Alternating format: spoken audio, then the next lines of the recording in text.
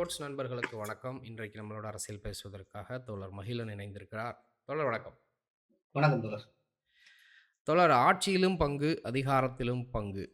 அ சமீபமா திருமாவளவன் அவர்களுடைய பேச்சு வந்து திமுக அரசுக்கு எதிராக இருக்கிறதா? அப்படிங்கிற சந்தேகம் வர்ற வரைக்க இருக்குது. இன்றைக்கு அவருடைய எக்ஸ் வலைதள பக்கத்தில ஒரு வீடியோ பதிவேற்றாங்க. அவர் பேசின வீடியோ தான் கொஞ்ச நாளைக்கு முன்னாடி பேசின வீடியோ. ஆட்சியிலயும் பங்கு வேணும், அதிகாரத்திலயும் பங்கு வேணும். கடைசி மனிதனுக்கும் அதிகாரம் சமமா பகிர்ந்தளிக்கப்படணும். அதுதான் சனநாயகம் அப்படிங்கிற ஒரு கருத்த சொல்லியிருப்பாரு. அது குறிச்சு அவர்கிட்ட பத்திரிக்கையாளர்கள் கேட்கிறப்ப, அது அட்மின் பதிவிட்டிருக்கிறாங்க.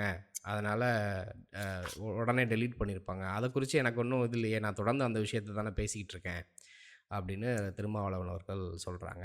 மற்ற பக்கத்தில பார்த்தீங்கன்னா, டிஎம்கேக்கும், விசிகாவுக்கும் ஏதோ உள்ள பிரச்சனை இருக்கு.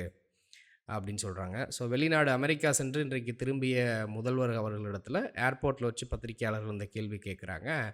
அவர் வந்து மது ஒழிப்பு கொள்கைக்கு எதிராக தான் போராடுறாரு. திருமாவளவனே விளக்கம் குடுத்துட்டாரே! இதில ஒண்ணும் பேசுறதுக்கு ஒண்ணும் இல்ல. அப்படிங்கிற கருத்த சொல்லியிருக்கிறாங்க. இத எப்படி தோழர் பார்க்குறீங்க? இன்றைக்கு அமெரிக்கா பயணத்த முடிச்சுட்டு வந்திருக்கிற சமயத்துல இந்த ட்வீட் வந்திருக்குது அப்படின்னு சொல்றாங்க. அது மட்டும் இல்ல, முதல்ல ஏற்கனவே போட்டு டெலீட் பண்ணிட்டாங்க. 2வது முறை போட்டு திரும்பவும் டெலீட் பண்ணியிருக்காங்க அப்படின்னு சொல்றாங்க. அது ஒரு செய்தி. ஆனா வந்து நம்ம அந்த கருத்தை எப்படி பார்க்கிறது? அதான் வந்து முக்கியம். அந்த கருத்தில் ஏதாவது பிழை இருக்கா? அது திமுக அரசை நோக்கியதா? அப்படி இந்த 2 வினாவுக்கு நம்ம வந்து பதில் தேடணும்னா, அப்படி ஒண்ணும் பிழை கிடையாது முதல்ல. அது வந்து சரியான அரசியல் தான். அந்த அரசியல் தான் வந்து ஒரு மாற்றத்திற்கான அரசியல். கடைசி மனிதனுக்கும் அதிகாரம் போய் சேரணும் அப்படிங்கிறது. இதுல வந்து விடுதலை சிறுத்தைகள் வந்து எல்லா அதிகாரங்களும் வேணும். விடுதலை சிறுத்தைகளுக்கு வேணும். இந்த ஆட்சியில அமைச்சர் பதவி எங்களுக்கு வேணும். அப்படி கூட சில இடங்கள்ல பேசியிருக்காரு. நான் கேட்கிறேன், இந்த வீடியோவுல அப்படியான பதிவுகள் இருந்துச்சா? அப்படி எதுவும் இல்ல. ம். இந்த இந்த ஆட்சியில எங்களுக்கு ஒரு அமைச்சர் பதவி வேணும். அப்படிலாம் அந்த பேச்சுல இல்ல. இது வந்து ஒரு பொதுவான அரசியல்ல நடக்க வேண்டிய மாற்றத்தை குறித்து திருமாவளவன் பேசுறாரு. பல இடங்கள்ல இத பேசியிருக்காரு. பல வகுப்புகள்ல இத பேசியிருக்காரு. யா எப்படி மத்தியில் வந்து கூட்டாட்சிங்கிற ஒரு தத்துவத்தை திமுக வந்து கொண்டு வந்தாங்க. ஆட்சியில் பங்கு பெற்றாங்க. பலர் வந்து இங்க அமைச்சர்களா 4 அமைச்சர்கள் இருந்தாங்கன்னு நெனைக்கிறேன். அப்படி ஒரு ஆட்சி பங்கேற்பது வெறுமனே வந்து ஒரு ஒரு கட்சி கூட்டணி வைத்து எத்தனை கட்சிகள கூட்டணி வச்சு ஜெயிச்சாலும் எந்த கட்சி தலைமை தாங்குதோ, அவங்க மட்டும் தான் அமைச்சரவையில பங்கேற்க முடியும். அப்படிங்கிற எண்ணம் வந்து இல்லாம, கூட்டணி கட்சிகளும் அந்த அதிகாரத்துல பங்கெடுக்க முடியும். ம். அப்படிங்கிற ஒரு இடத்த வந்து திமுக போன்ற கட்சிகள் வந்து மத்திய அளவுல சாத்தியப்படுத்தியிருக்காங்க. அது போன்ற ஒன்றை வந்து மாநில அளவிலயும் கொண்டு வரணும். மத்தியில் கூட்டாட்சி மட்டுமல்ல, மாநிலத்திலும் கூட்டாட்சி அப்படிங்கிற ஒரு ஒன்றை வந்து அவங்க கேட்கிறாங்க. ஏன்னா நீங்க வந்து கூட்டணி கட்சிகளால மட்டும் தான் திமுகவுல ஜெயிக்க முடிஞ்சிருக்கு இதுவரைக்கும்.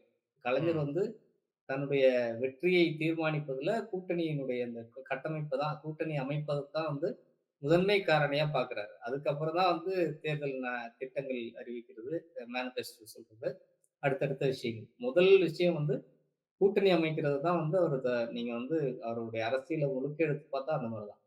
அதே ம். போல தான் இப்ப ஸ்டாலின் வந்ததுக்கு அப்புறம் ஸ்டாலின் வந்து எப்படி வந்து கலைஞர் போன்று ஒரு காரியகர்த்தாவா இருப்பாரு. ஒரு த அரசியல் தந்திரியா இருப்பாரு அப்படின்லாம் கேள்விக்குள்ளாக்கப்பட்டார். இப்ப நீங்க வந்து கடந்த தேர்தல்ல வந்து 39 பாராளுமன்ற உறுப்பினர்கள வந்து வெற்றி பெற்றாங்க. ரவீந்திரநாத் ம். தாகூர் தவிர ரவீந்திரநாத் தாகூர் தானே அவர் பேரு. அவர தவிர 39 பேர் வந்து வெற்றி பெற்றாங்க. அப்பவும் கூட சரியான கூட்டணி வியூகம் தான். அ க நீங்க வந்து எல்லா இடதுசாரி அமைப்புகள், விசிக எல்லாரையும் வைத்துக் கொண்டு தான் அது வந்து வெற்றியை சாத்தியப்படுத்த முடிஞ்சுச்சு. அதற்கு முன்பு மக்கள் நல கூட்டணி என்று அமைந்தபோது எல்லாருக்குமே இழுபறியா இருந்துச்சு. எல்லாருக்குமே ஜெயிப்பது வந்து கடினமான ஒரு விஷயமா இருந்துச்சு. அதனால ஸ்டாலினும் வந்து அந்த கூட்டணியை நம்பி தான் வந்து இந்த முறை கூட பிஜேபிக்கு எதிரான ஒரு சிறப்பான கூட்டணியை வைத்துக் கொண்டு தான் அவங்க 40க்கு 40 ஜெயிக்க முடிஞ்சுச்சு. 2026லயும் அவங்களுடைய திட்டம் அதுதான். அப்படி இருக்கும்போது ம். இந்த வெற்றியில் பங்கு கொடுக்கிற இந்த கட்சிகளுக்கு ஏன் அரசியல் ரீதியாக, ஆட்சி ரீதியாக பங்கு கொடுக்கக்கூடாது என்கிற கேள்வி மிக நியாயமானது, இயல்பானது. ஏன் அமைச்சரவையில குறைந்தபட்சம் ஒரு துணை பொறுப்பு கூட குடுக்கலாமே. இப்ப வந்து பிஜேபி அதுதானே செய்யுது. இப்ப எல்லாருக்கும் வந்து துணை பொறுப்புகள்.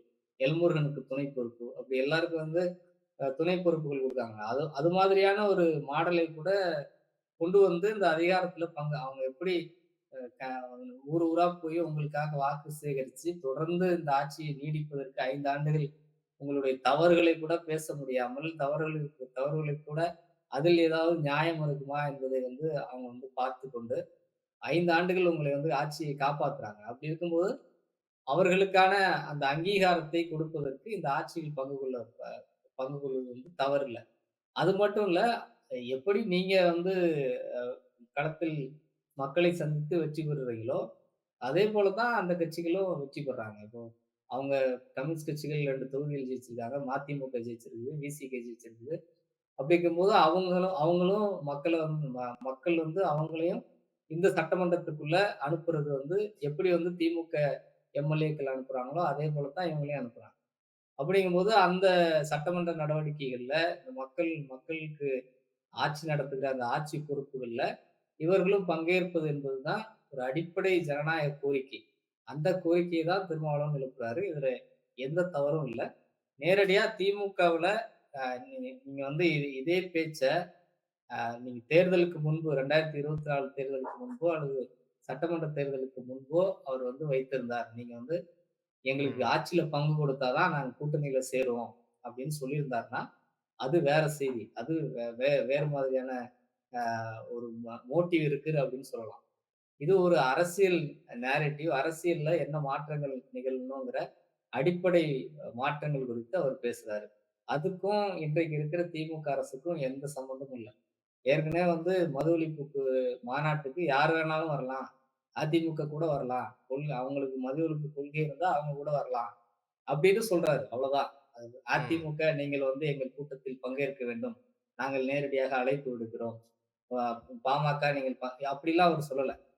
அவர் இல்ல வந்து இந்த பாமகக்கு அவர் குடுக்குற மாரி தெரியல. சாதி கட்சிக்கும், மதவாத கட்சிக்கும் குடுக்குற ஐடியா இல்ல அப்டின்ட்டாரு. இல்லன்றாரு. பொதுவா அவர் சொல்றது வந்து என்னன்னா, இந்த கோரிக்கைய வந்து யாரெல்லாம் ஏற்றுக்கொள்கிறீர்களோ, அவங்க யார் வேணாலும் வரலாம் அப்படிங்கிறது வந்து ஒரு ஒரு சாதாரண பேச்சு. அதை வந்து உதயநிதி ஸ்டாலின்ட்ட போய் இந்த மாதிரி அதிமுகவுக்கு அழைப்பு குடுத்திருக்கிறாங்க அப்படின்னு கேட்கறாங்க.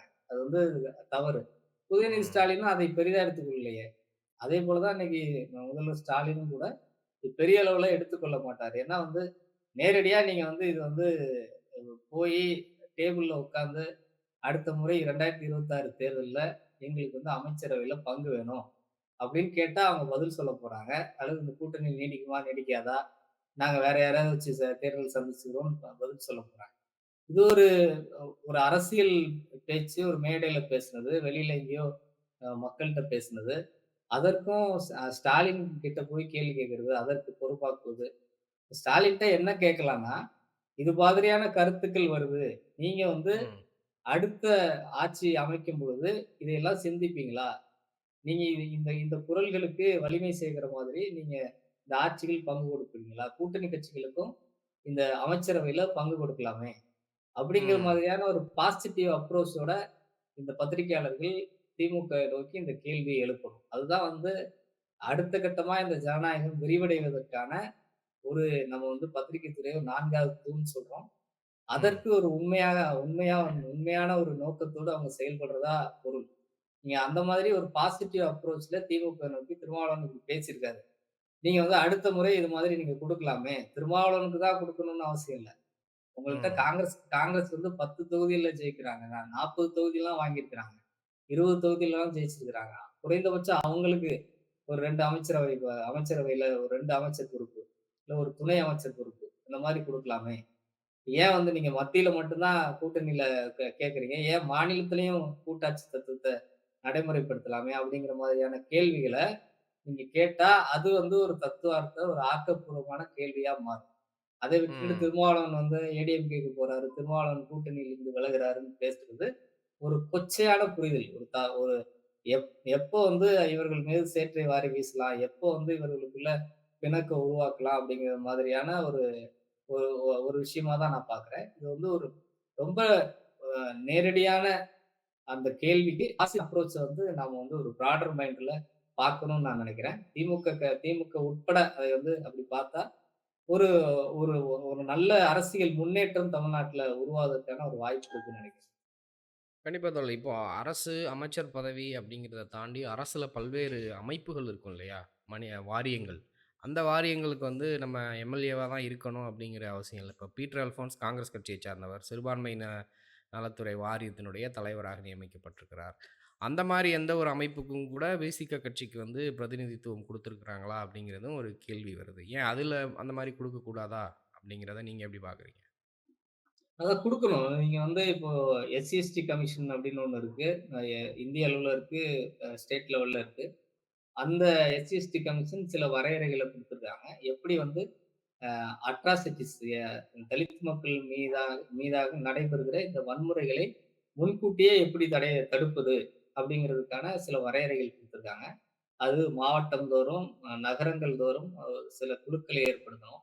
அந்த குழுக்கள் எல்லாம் அந்த குழுக்கள்ல வந்து முக்கியமா இதற்காக போராடிக் கொண்டிருக்கிறவர்கள், இந்த அட்ராசிட்டிக்கு எதிராக போராடிக் கொண்டிருக்கிறவர்கள், அல்லது அந்த பாதுகாப்புக்காக முன்னின்று களத்தில் நிக்கிறவங்க, அவங்களெல்லாம் இன்க்ளூட் பண்ணணும் அப்படிங்கிறது அ ஒரு சரத்து அதுல. அதுல வந்து இந்த களத்தில் நின்று போராடுகிறவர்களை, அதனுடைய பிரதிநிதிகளை ஒருத்தர சேர்த்துக்கணும். எஸ்பி லோக்கல்ல எஸ்பி, அ மாவட்ட ஆட்சியாளர், அப்புறம் அதிகாரிகள் அவர்களோடு சேர்த்து ஒரு ஆக்டிவிஸ்ட் சேர்க்கணும் அப்படின்னு சொன்னாங்க. அதெல்லாம் விடுதலை சிறுத்தைகள சேர்க்கலாம். அவங்க தொடர்ந்து களத்துல இருக்காங்க. இன்றைக்கும் வந்து அவர்களோட கொடியேத்துறதுல பிரச்சனை வருது. அவங்க ஒரு நிகழ்ச்சி நடத்தினா ஒரு பொதுவுல ஒரு நிகழ்ச்சி நடத்தினா பிரச்சனை வருது. இதெல்லாமும் கூட ஒரு எஸ்சி, எஸ்டி அட்ராசிட்டி தான். அவங்க அதிகமான நபர்கள் வந்து தலித்துகளா தான் இருக்காங்க விடுதலை சிறுத்தைகள்ல. அப்ப விடுதலை சிறுத்தைகளுடைய கொடிய ஏத்தக்கூடாதுங்கிறது ஒரு சாதி ரீதியான தாக்குதல் தான். அவங்க வந்து ம். அவங்க நாம வந்து தலித்துன்னு அவங்கள பார்க்கல. விடுதலை சிறுத்தைகளே அவங்கள வந்து அப்படி அட்ரஸ் பண்ணிக்கல. அவங்க ஒரு பொலிட்டிக்கல் பார்ட்டி. ஆனா, இங்க இருக்கிற மற்ற மக்கள், மற்ற கட்சிகள் எல்லாமே வந்து அவங்கள ஒரு தலித் பார்ட்டியா பார்க்கறதனுடைய விளைவு தான் இந்த கொடிய ஏத்த விடாம பண்றது. கூட்டங்களுக்கு போய் தடை பண்றது, அதுக்குள்ள கலவரங்கள் பண்ற மாதிரியான முயற்சிகள். இதெல்லாம் தடுக்கணும்னா, ஒரு வலிமையான ஒரு அரசின் பொறுப்புகள்ல, நீங்க சொன்ன மாரி பல குழுக்கள்ல வந்து அவங்களுக்கு இடம் குடுக்கணும். அதுதான் வந்து அதிகார பகிர்வா இருக்கும். நீங்க வந்து விடுதலை சிறுத்தைகள் ஆரம்ப காலத்துல அவங்களுக்கு என்ன மாதிரியான கான்ட்ராக்ட் குடுக்கப்படுது அப்டின்னா, அவங்களுக்கு இந்த கக்கூஸ் இந்த பொது கழிப்பிடங்கள் இருக்கு பாருங்க. பேருந்து ம். நிலையங்கள்ல, மற்ற ம். பொதுவான இடங்கள்ல இருக்கிற பொது கழிப்பிடங்களுக்கான அதை சுத்தம் செய்வது, பராமரித்துக் கொள்வதற்கான கான்ட்ராக்ட் தான் பெருமளவா அவங்களுக்கு கொடுக்கப்பட்டுச்சு. அதை அவங்க அடைவதற்கே ஒரு பெரிய போராட்டம் நடக்குது. ம். அதற்கு அப்புறம் தான் வந்து இப்போ வந்து சில கல்லூரிகள்ல அவங்களால சீட் வாங்க முடியுது. அந்த மாதிரியான சில சலுகைகளுக்கு நகர்ந்திருக்காங்க. இது இன்னும் ம். இன்னும் பெரிதா ஆட்சி ஆட்சியினுடைய அதிகாரத்துல, மக்களுடைய நலத்திட்டங்கள்ல நேரடியா வந்து பல ஆளூர் சானவாஸ் இருக்கிறாரு. இப்ப இருக்கிற எம்.எல்.ஏக்கள் 4 பேருமே மிக திறமை வாய்ந்தவர்கள். ஒரு எழுத்தாளர், ஒருத்தர் வந்து அட்வொகேட் அந்த மாரி பல முக்கிய துறைகள்ல நல்ல திறமை வாய்ந்தவர்கள். அவங்கள அந்தந்த துறைகள்ல பொறுப்பாக்கலாம். அந்த துறைக்கு ஒரு ஒரு பொறுப்பு குடுத்து, ஆய்வுக் குழுக்கள்ல கூட அவங்கள போடலாம். எவ்வளோ ஆய்வுக் குழுக்கள் போடுறாங்க. எப்படி நிதிய கையாள்றதுன்னு ஆய்வுக்குழுக்கு ஜெயரஞ்சன் தலைமையில போட்டிருக்காங்க. அப்படி பல குழுக்கள் போடுறாங்க. அந்த மாதிரியான குழுக்கள்ல சாதி ஒழிப்பை எப்படி வந்து இம்ப்ளிமெண்ட் பண்ணலாம்? தமிழ்நாட்டுல சாதி ஒழிப்பை எப்படி இப்ப முன்னேற்றி கொண்டு போலாம்? இப்ப கூட இந்த பள்ளிகள்ல நடக்கிற அட்ராசிட்டி அதெல்லாம் ஒரு ம். ஒரு நீதிபதி நீ ஒரு ஒரு நபர் நீதிபதிய கொண்டு போடுறாங்க. அவருக்கு இதுல எந்த அளவு புரிதல் இருக்கு அப்படின்னு தெரியல. அவர் ஏதோ ஒரு அறிக்கையை சமர்ப்பிக்கிறார். இன்னும் சொல்லப்போனா ஆட்சிக்கு சாதகமான திமுக அரசுக்கு சாதகமான அவங்க ஏற்கனவே கொண்டு வர துடிக்கிற சில மோசமான திட்டங்களுக்கு சாதகமான ஒரு அறிக்கையை குடுக்குறார். இப்ப ம். அதுலலாம் வந்து இவர்களுடைய பங்களிப்பு இருக்கும்போது, ஒரு ஆக்கப்பூர்வமான செயல் திட்டமாக அது வந்து மாறும். பள்ளிகளுக்குள்ள சாதி ஒழிப்புங்கிறதே வந்து உண்மையிலேயே நடைமுறைப்படுத்தக்கூடிய அளவுல ஒரு குறிப்பிட்ட ஆண்டுகளுக்குள்ள அதை அதை வந்து ஒரு வெற்றியா மாற்றுவதற்கான குறைந்தபட்ச வெற்றியா நகர்த்துவதற்கான வேலை திட்டங்கள குடுக்க முடியும். இப்ப நீங்க யார் வந்து சினிமா துறையில இவ்வளவு காலம் படம் எடுத்தாங்க. சாதி ஒழிப்பை பற்றி ஓரளவுக்கு மக்கள்கிட்ட புரிதலை ஏற்படுத்துகிற டைரக்டர் யாரா இருக்கிறாங்க இன்னைக்கு? இன்னைக்கு ம். ரஞ்சித்தும், மாரி செல்வராஜும் படம் எடுக்கும்போது தான், சாதி எவ்வளவு கொடூரமாக இந்த சமூகத்துல இருக்குங்கிறத புரிந்து கொள்ளவே முடியுது. அப்படி வந்து இந்த களத்தில் போராடுகிற விடுதலை சிறுத்தைகள் போன்ற நபர்களை இந்த சாதி ஒழிப்பு திட்டத்துக்குள்ள நீங்க உட்புகுத்தி வேலைய கொண்டு போனா தான், அதுக்குள்ள சில மாற்றங்களையாவது கொண்டு வர முடியும். அதை வந்து திமுக அரசு புரிந்து கொள்ளணும். அப்படி வந்து இது பாசிட்டிவா பார்க்கணும் அப்படின்னு நான் நினைக்கிறேன். கண்டிப்பா தோழர். தொடர்ந்து நம்ம பேசலாம். தங்கள் கருத்துக்களுக்கு நன்றி தோழர். நன்றி, நன்றி.